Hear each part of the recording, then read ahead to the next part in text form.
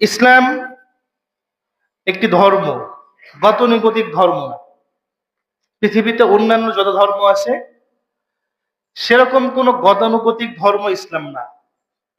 ইসলাম হযরত আদম আলাইহিস সালাতু ওয়াস সালামের মাধ্যমে শুরু হয়েছে এবং নবুয়তের সিলসিলা আল্লাহ পাক রব্বুল আলামিন মুহাম্মদ সাল্লাল্লাহু আলাইহি ওয়াসাল্লামের মাধ্যমে শেষ করেছে।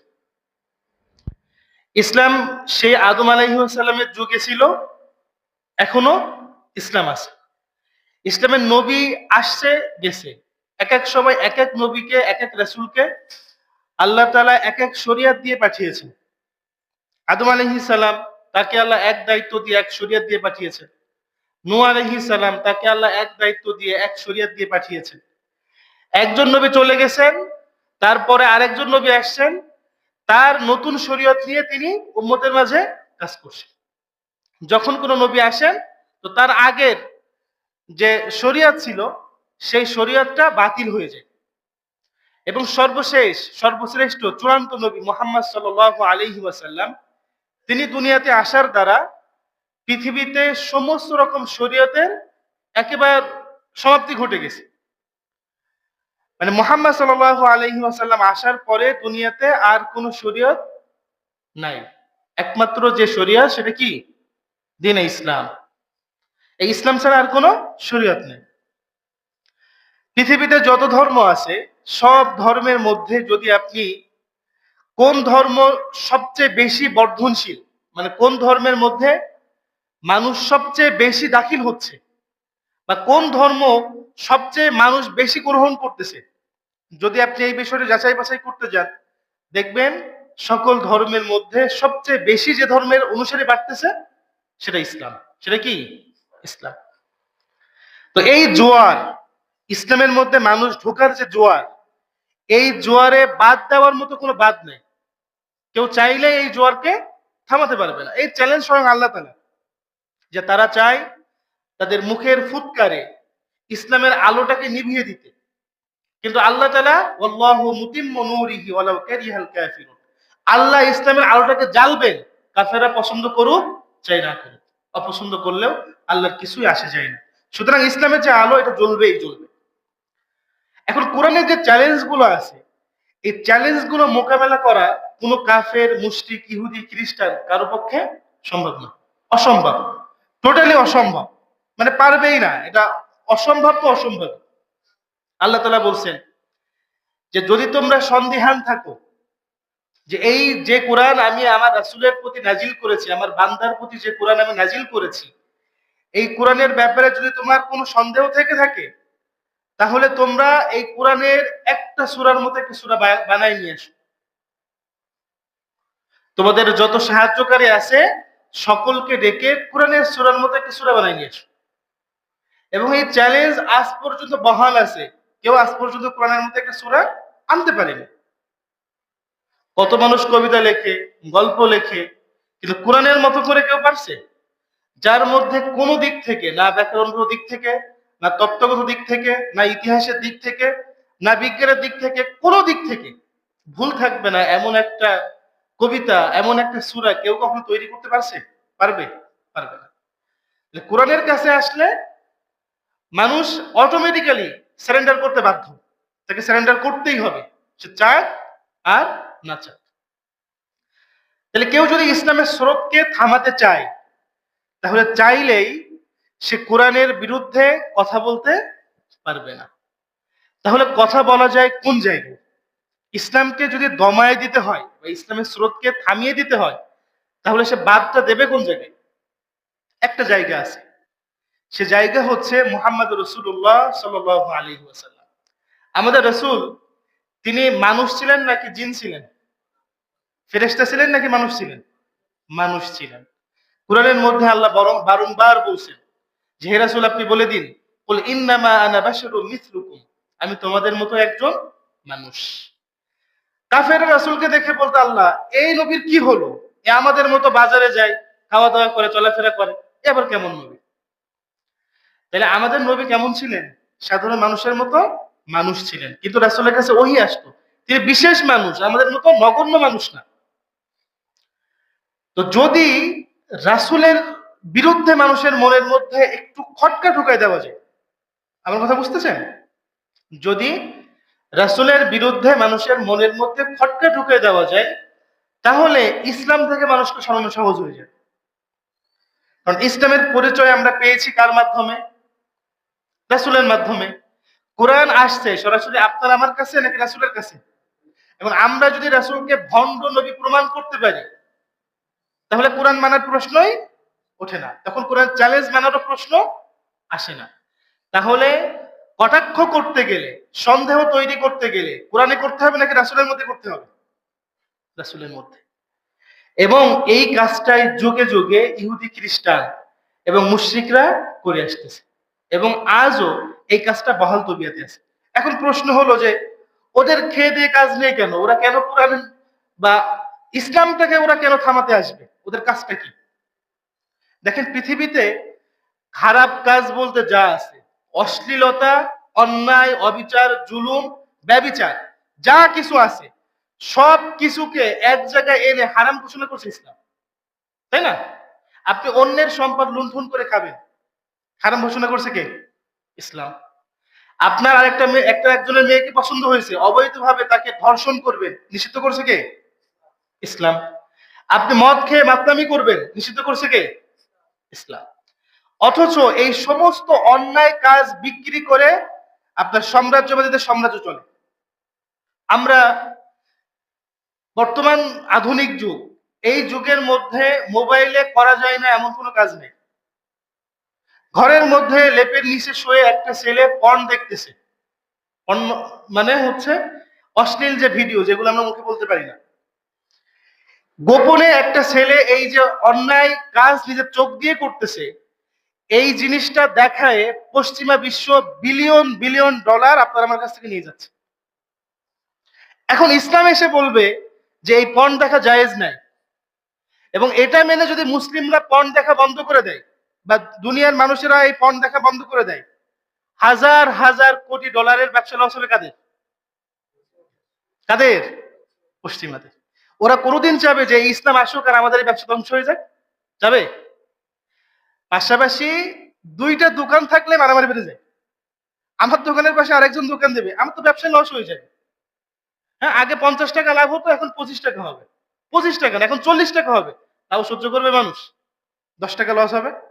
আর সেখানে বিলিয়ন বিলিয়ন ডলারের প্রশ্ন, বছরে কয়েকশো বিলিয়ন ডলার শুধুমাত্র ওই নেকেড ভিডিও দেখায় তারা ইনকাম করে নিয়ে যাচ্ছে। তাহলে ইসলাম থাকলে লাভ নাকি ক্ষতি?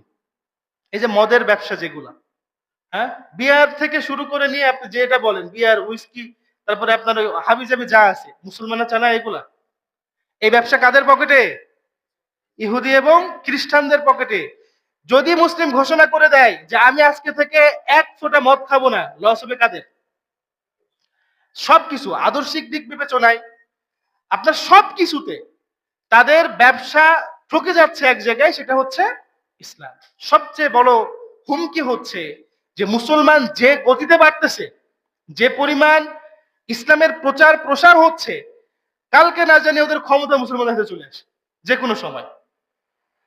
যে আমাদের ব্যবসা যাবে, টাকা যাবে, অর্থ করি এবং আমাদের সমস্ত ক্ষমতা সব যে কোনো সময় মুসলমানের হাতে যেতে পারে। তাহলে কি করতে হবে? ইসলামকে থামাতে হবে। ইসলামকে থামাতে গেলে আমি বলছিলাম কোরআনের বিরুদ্ধে লাগতে আসলে পারবে? পারবে না। জায়গা একটা আছে, সেটা কোথায়? রাসূলের বিরুদ্ধে কথা বলা। দেখেন, কেউ যদি চায় যে আমি আল্লাহ তাআলাকে অসম্মান করব, আমি আল্লাহ তাআলার সামনে কটূক্তি করব, আল্লাহ তাআলাকে ব্যঙ্গ করব, এবং এই ব্যঙ্গ করার পরে সে যদি তওবা করে, তো ফুকাহে কেরাম বলছে তার তওবা গ্রহণ করাও হতে পারে। আমার কথা বুঝতে পারছেন? কেউ যদি আল্লাহকে নিয়ে কটূক্তি করে এবং এই কটূক্তি করার পরে সে যদি তওবা করে, তাহলে ফতোয়া কি? তার তওবা অনেক সময় গ্রহণ করা হয়। কিন্তু অধিকাংশ ফুকাহে কেরামের মত হচ্ছে, কেউ যদি আল্লাহ রাসূলকে গালি দেয়, রাসূলের চরিত্র নিয়ে কথা বলে, তাহলে ওর তওবা কবুল করা হবে না। হ্যাঁ, মতবিরোধ আছে। কেউ কেউ বলছে যে না, যদি বোঝা যায় কোনোভাবে যে সে আর কখনো এমন কাজ করবে না, একেবারে খাঁটি দিলে তওবা করে, এটা যদি সে বোঝাতে পারে, তাহলে তাকে মাফ করে দেওয়া হবে। আর যদি এই বিষয়ে সে প্রমাণ আনতে সক্ষম না হয়, বরং সে গালি দিছে, পুনরায় আবার গালি দিছে, সে তওবা করলো না, ফিরলো না, তার একমাত্র শাস্তি মৃত্যুদণ্ড। কি শাস্তি? মান সাব্বা নাবিয়ান ফাকতুলুহু, যে কোন নবীকে গালি দেয় তাকে একেবারে শেষ করে দাও। এটা কিসের নীতি বললাম? ইসলামের নীতি। কেউ যদি রাসূলের শানে কথা বলে, কেউ যদি রাসূলের শানে গোস্তাখি করে, তার শাস্তি কি? কল্লা নামায় দাও। এই কল্লা নামাবে কে? তাকে হত্যা করবে কে? ইসলামী শাসন ব্যবস্থা, ইসলামিক রাষ্ট্র। ইসলামী রাষ্ট্র, তাদের উপরে দায়িত্ব হচ্ছে আল্লাহ রসুলকে যারা অবমাননা করবে তাদের সর্বোচ্চ শাস্তি মৃত্যুদণ্ড কার্যকর করা, এটা রাষ্ট্রের দায়িত্ব। এখন ইসলামী রাষ্ট্র আছে, তারপরেও সরকার হেলায় খেলায় এই বিষয়টাকে কাটায় যাচ্ছে, শাস্তি দিচ্ছে না। তখন জনগণ চাইলে ওই ব্যক্তিকে হত্যা করতে পারে, এবং জনগণ যখন তাকে হত্যা করবে, এবং আমি কোন রাষ্ট্রের কথা বলতেছি?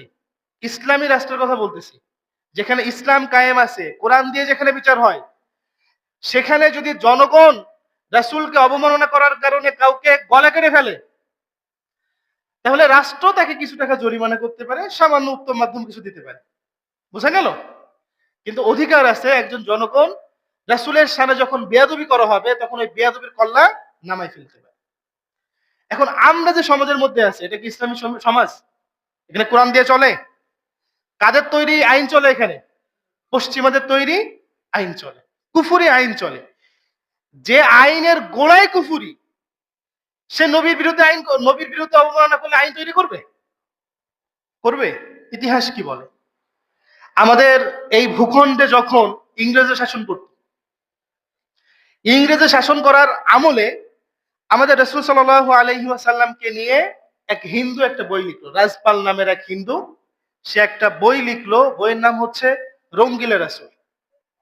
সেখানে সে আমার নবীকে নিয়ে যাচ্ছে তাই ভাষায় লেখালেখি করবে, রাসূলের স্ত্রীদেরকে নিয়ে, রাসূলের চরিত্র নিয়ে, রাসূলের সিদ্ধান্ত নিয়ে, সে প্রত্যেকটা বিষয় মানে তামাশার ছলে ব্যঙ্গ করে করে সে বইয়ের মধ্যে লিখলো, এবং সমগ্র ভারতবর্ষের মুসলিমরা এটা নিয়ে ক্ষিপে উঠলো, প্রতিবাদ জানালো। কিন্তু 6 বছর পার হয়ে গেল, ওই রাজপালের কোনো বিচার হলো না। ইংরেজদের মাঝে মিটিং হচ্ছে, মিছিল হচ্ছে, মুসলমানরা বিক্ষোভ করতেছে, কোনো কিছুই কানে ওঠে না। মুসলমানরা আদালতে গেল, আদালতে যাওয়ার পরে প্রথম দিকে রাজপালকে দোষী সাব্যস্ত করা হলো। সেখান থেকে রাজপাল নিয়ে গেল হচ্ছে জজ কোর্টে। জজ কোর্টে যাওয়ার পরে সেখানেও তাকে দোষী সাব্যস্ত করা হলো। জজ কোর্ট থেকে মামলা গেল হাইকোর্টে। হাইকোর্টে যাওয়ার পরে বলতেছে বাক স্বাধীনতা তার থাকতেই পারে, বাক স্বাধীনতার দোহাই দিয়ে তাকে নির্দোষ বলে মামলা খারিজ করে দেওয়া হলো। আতাউল্লাহ শাহ বুখারী, তিনি একদিন মসজিদে এরকম জুম্মার বয়ানে দুঃখ করে আলোচনা করতেছেন, লাহোরের এক মসজিদে। সেখানে একটা ছেলে ছিল, নাম হচ্ছে ইলমুদ্দিন। কি নাম? বয়স হচ্ছে 19 বছর, বাবা কাঠমিস্ত্রি। সে ইলমুদ্দিন শুনতেছে যে আমার রাসূলকে নিয়ে ওই রাজপাল বেটা অপমান করছে, আর কোনো বিচার হচ্ছে না। ইমাম সাহেব কাঁদতেছে, খতিব সাহেব কাঁদতেছে, অথচ কোনো বিচার হচ্ছে না। এর থেকে বড় দুঃখের কি হতে পারে? সে ওই রাজপালের ঠিকানা বের করছে। ঠিকানা বের করার পরে সে ওই রাজপালের ঠিকানায় যে তাকে তার নিজ ঠিকানায় যে হত্যা করছে, ছুরিকাঘাতে হত্যা করে ফেলছে। হত্যা করার পরে সে তো সাধারণ বশত ওখান থেকে পালায় যাবে নাকি? হত্যা করার পরে মানুষ কি করে? পালায় চলে যায় না? সে পালায়নি, ঠায় দাঁড়ায় আছে। আমার রাসূলকে নিয়ে অবমাননা করছে, আমি তার পাওনা বুঝাই দিছি, আমি কাকে ভয় পাবো? দাঁড়ায় আছে ওখানে। পুলিশ আসছে, আত্মসমর্পণ করছে। তার কেস উঠলো আদালতে, তাকে বলা হলো তুমি বলো যে আমি স্বইচ্ছায় এই কাজ করিনি। অবশ্য না, আমি করছি তো, আমার রাসূলকে গালাগালি দেবে আমি সহ্য করব? আমি করছি এটা। পুনরায় তার কেস নিল মোহাম্মদ আলী জিন্নাহ, নাম শুনছেন না? মোহাম্মদ আলী জিন্নাহ নাম শুনেননি? পাকিস্তান, যাক ওদিকে গেলাম না। মোহাম্মদ আলী জিন্নাহ তার কেস নিয়ে লড়তে শুরু করলো। তার মৃত্যুদণ্ড হয়ে গেল, কার্যকর হবে তার আগে মোহাম্মদ আলী জিন্নাহ চেষ্টা করছে যে মৃত্যুদণ্ড থেকে ফিরাইলে যাবজ্জীবন দেওয়া যায় কিনা। তাকে বলতে বলছে তুমি বলবা যে আমি স্বইচ্ছায় মারিনি, আমি আবেগ তাড়িত হয়ে নিজের মধ্যে নিজে ছিলাম না, এই জন্য আমি তাকে হত্যা করছি। বলে না, আমি স্বইচ্ছায় মারছি, আমার রাসূলকে নিয়ে কটূক্তি করবে আমি সহ্য করবো, এটা হতে পারে না, আমি স্বইচ্ছায় তাকে মারছি। যেই রাজপালের বিচার ইংরেজ সরকার 6 বছরে করতে পারেনি। ইলমুদ্দিনের বিচার সেই ইংরেজ সরকার 6 মাসে করে ফেলছে। 6 মাসের মধ্যে তার ফাঁসি কার্যকর হয়ে গেছে। ফাঁসি কার্যকর হওয়ার পরে দেখতেছে সমস্ত মুসলমানরা ফুঁসে উঠছে। এর লাশ বাইরে বের হতে দিলে এত বিশাল বিক্ষোভ হবে যে আমাদের মস্ত নড়ে যেতে পারে। তো লাশ বাইরে বের হতে দেওয়া যাবে না, জানাজা হবে না, জেলখানার মধ্যেই দাফন করো। আল্লামা ইকবালের নাম শুনছেন না? কবি আল্লামা ইকবাল, তিনি খুব চেষ্টা করে লাশ দাফনের 19 দিন পরে সেই লাশ সেখান থেকে উঠাইছেন। উঠানোর পরে 2 দিন পরে তার জন্মস্থান লাহোরে সেই লাশ নিয়ে গেছেন। নিয়ে যাওয়ার পরে ওই লাশের পিছনে জানাজা পড়ার জন্য 6 লক্ষ মানুষ একত্রিত হয়েছে। ইলমুদ্দিনের বাবা বলতেছে আল্লামা ইকবালকে যে আপনি তো মহান আল্লামা, বিশাল কবি, আপনাকে সবাই চেনে, আপনি আমার এই ছেলেটার জানাজাটা পড়ান। আল্লামা ইকবাল উত্তর দিচ্ছেন যে আমার মতো নগণ্য বান্দা এত বিশাল বীরের জানাজা পড়ানোর ক্ষমতা রাখে না। চিন্তা করেন যে ওই সময় থেকে মুসলমানরা শুধুমাত্র এই আন্দোলন করে যাচ্ছে যে আমার নবীকে নিয়ে অপমান করা হলে তার বিচার করতে হবে। সেই তখন থেকে নিয়ে আজকের এই দিন পর্যন্ত, আজও পর্যন্ত মুসলমানের নবীকে নিয়ে অপমাননা হবে না এই ধরনের কোন আইন করতে কোন সরকার সক্ষম হয়নি। আমরা 13 সালে দেখছি লাখো লাখো জনতা শাপলা চত্বরে একত্রিত হয়েছিল কোন দাবি নিয়ে? ক্ষমতা দাও আমাদের, টাকা দাও আমাদের, আমরা খেতে পারি না, খাবার দাও আমাদের। কি জন্য গেছিল? যে আমার নবীকে নিয়ে অবমাননা করবে, আমরা সহ্য করব না। সমস্ত মানুষ, মাঠে খেটে খাওয়া রিক্সা চালক, ভ্যান চালক, আবার চাকরিজীবী, বড় উচ্চপদস্থ কর্মকর্তা, আলেম, সাধারণ জনগণ সবাই গেছে। দাবি কি? যে রাসূলকে নিয়ে কটূক্তি করবে এবং তার বিচার এই মাটিতে করতে হবে, এই আইন পাশ করে। করছে? কি করছে? রাত্রে ঘুমের মধ্যে গুলি করে হাসিনা সবাইরে হত্যা করছে। আজকে রাখাল রাহা এই গালিব রাসূলকে নিয়ে, আল্লাহকে নিয়ে কটূক্তি করে আমাদের এই সরকার। রক্তের উপরে বসে আছে না, তাজা রক্তের উপর বসে আছে, আজও পর্যন্ত একটা কথা বলার সাহস তারা করেনি। তাদের পিছনে ছুটতেছে। এবং এই সেকুলার ব্যবস্থা দিয়ে, এই কুফুরি আইন দিয়ে রাসূলের ইজ্জত রক্ষার আইন তৈরি হবে, এটা আমরা কল্পনাও করি না। এইখানে যদি আইন প্রতিষ্ঠা করতে হয়, আইন নিজের হাতে নিতে হবে। এই সময় যদি আইন নিজের হাতে না ওঠে, উঠবে কোন সময়? কোন সময় উঠবে? আমাদের পুরো আগের যিনি সরকার ছিলেন বলে গেছে যে তার বাবাকে নিয়ে কটূক্তি করলে কয় ঘন্টা সময় লাগতো আটক করতে? কয় ঘন্টা? ফেসবুকে পোস্ট হয়েছে, পোস্ট গেছে, ব্যাস আটক করে নিয়ে গেছে। বিএনপি ক্ষমতায় আসেনি, জিয়াকে নিয়ে কথা বলেন, অস্ত্র নিয়ে আপনার গলায় ধরবে।